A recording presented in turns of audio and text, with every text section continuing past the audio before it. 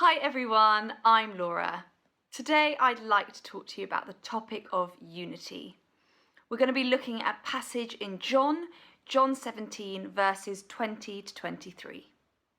It says this: "My prayer is not for them alone.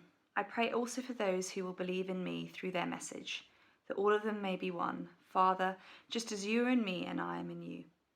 May they also be in us, so that the world may believe that you have sent me.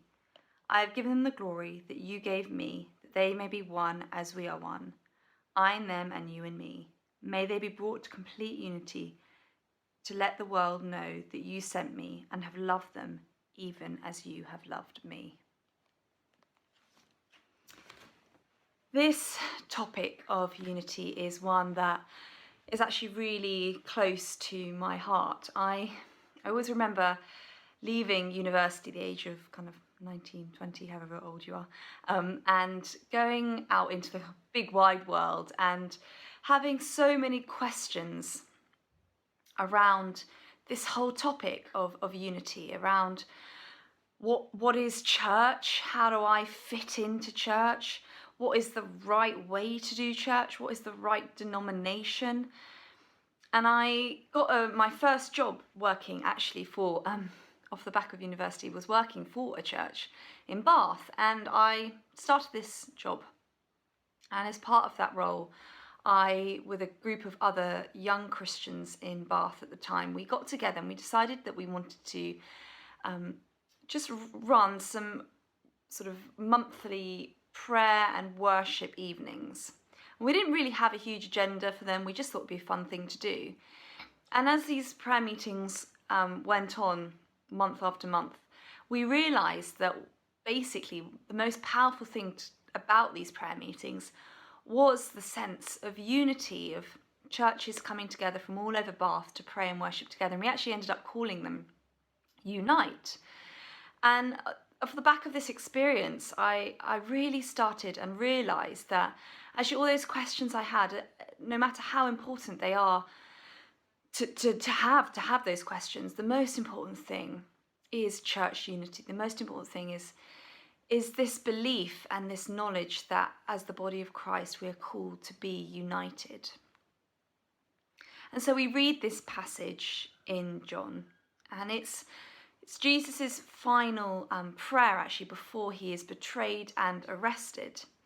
And I think it really shows how important Jesus believed unity to be. He prays that his people will be one.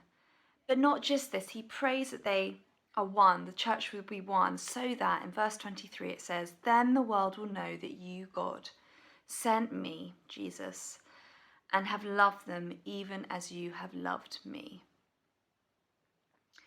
Mark Demas, in his book Building a Healthy Multi-Ethnic Church, actually paraphrases these few verses in John. And he paraphrases them as this: "I also want to pray for those who in time will come to believe in me through the witness of my disciples. I pray that those who come after them will be completely united as one." That's us. "There is no guarantee that they will be one, but if they will, then two things will certainly result. First, men and women throughout the world will recognize that I am the promised Messiah. In addition, Father, men and women throughout the world will recognize that you love them.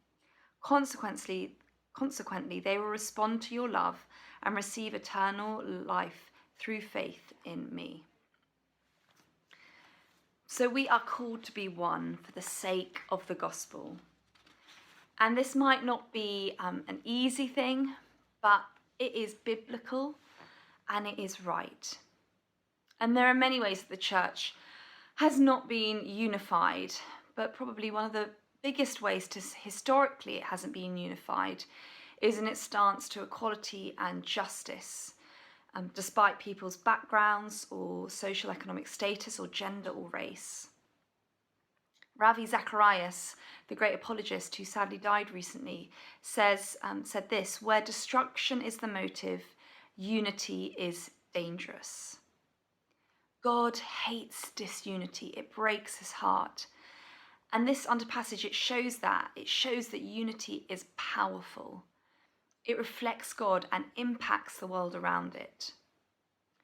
And so there's just two kind of key things I'd like to draw out from this passage about unity today. And the first one is this: unity needs Jesus. In verse 22, we read, "I have given them the glory that you gave me, that they may be one as we are one." Genuine unity is grounded in Jesus. The oneness of God, Father, Son, and Holy Spirit is the cornerstone of the oneness of Christians. God's unity makes church unity possible. And as the Church of Christ, we need Jesus to define and to create our unity. Christian unity comes from the truth and the purpose that God gives us. And Jesus, in this passage, he prays that we may be in unity with himself and the Father. And so when we commit to believing in Jesus, we actually, as Christians, we start on a journey of unity. We start on a process of us recognizing the things that separate us from God, that bring disunity between us and God. And we go on a journey of repenting of them and seeking wholeness in our lives. I'm sure in the past few weeks, many people watching today, myself included, will have had lots of questions and lots of challenges in our own lives around, in relation to all the conversations that have been going on around the Black Lives Movement. And there may be areas in our lives where we do need to repent in regard to these challenges. When there is brokenness in our lives that breaks the unity we have with God, this is something we can bring to God and ask for forgiveness for. In Corinthians, Paul writes to the church in Corinth, which at the time actually had been struggling with division and disunity. And he describes the church as a body made up of many parts.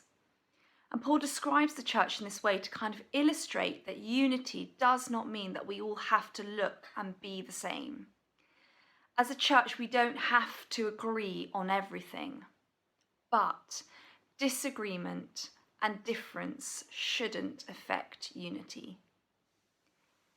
Yes, God has created us differently with different purposes, but we all know that when one part of your body isn't working with the rest of the body, it affects the whole body. And secondly, I think this passage shows us that unity reflects Jesus. Verse 23 says, "I in them and you in me, so that they may be brought to complete unity. Then the world will know that you have sent me and have loved them even as you have loved me." When we work together, we demonstrate and show the world Jesus. In a world of division, we can offer a glimpse of Jesus and of what heaven looks like. As Betty said last week, in Revelation, we read what heaven will look like. A great multitude that no one can count, from every nation, tribe, people and language, standing before the throne and before the Lamb. And one of the most beautiful things that I have seen come out of lockdown is working alongside different churches, serving and supporting each other in Bristol. In the social action update you will have seen earlier with Toby, you will have seen the gift that St Nicholas Tolentino gave us, an icon of St Nicholas representing our unity as two churches from different backgrounds, different denominations working together at this time. It's such a powerful thing, unity. Jesus is love, and this passage tells us that unity shows the world that we love them. And I believe this demonstration to the world is more than just kind of an external thing. I actually believe that this passage points to the idea that when we're united, something changes in the spiritual realm, and this prompts the world to take notice. They begin to see the truth about who Jesus is, what he did for the world, and how much he loves the world. When we were in Uganda last year, I was part of a church there, and I was a complete outsider. I was from a different background, different way of doing church. And it was such a powerful experience for me being part of that church for that period of time, because I was embraced with such love, with such joy, with such acceptance of my difference. It really, really changed me from the inside out. It really impacted me on a deep level to see the love of God at work. So what stops us from being united? Well, these are some of the questions that I've been asking myself, and I'm sure the answers are numerous, but these are a few of my thoughts around this. What stops us from being united as the church? Well, firstly, I think understanding, not realizing that differences are actually there and that they need to be acknowledged and that they need to be healed. Perhaps there are opinions or perspectives you don't understand. Have you engaged with these? Have you listened? Secondly, I think complacency, seeing different issues but not actually doing anything because it's just easier not to. Are there times when it's been easier to maybe just sit back and not engage or ignore issues of conflict? And finally, fear. Fear, being afraid of difference or of change, or afraid of maybe not doing the right thing. Or maybe you're afraid of what it might mean to change your perspective or change the way that you have to live your life.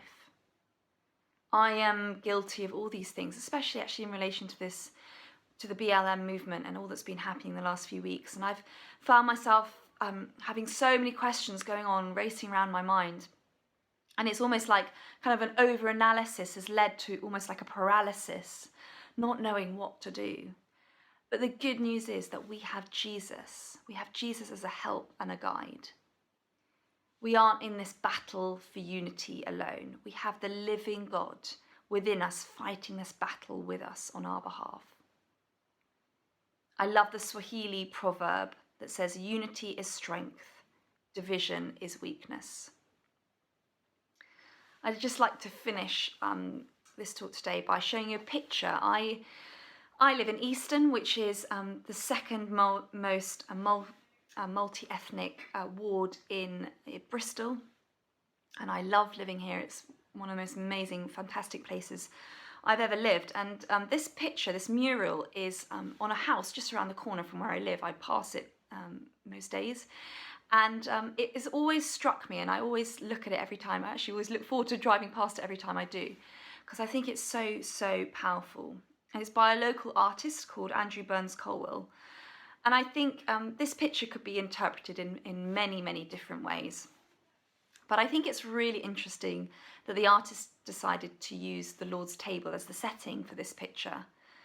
And for me personally, this picture shows what Jesus longs for his church.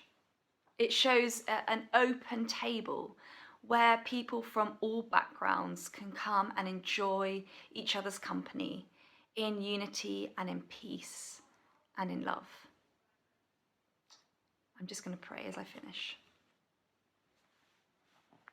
Heavenly Father, we thank you for who you are. We thank you that you are a God that loves unity.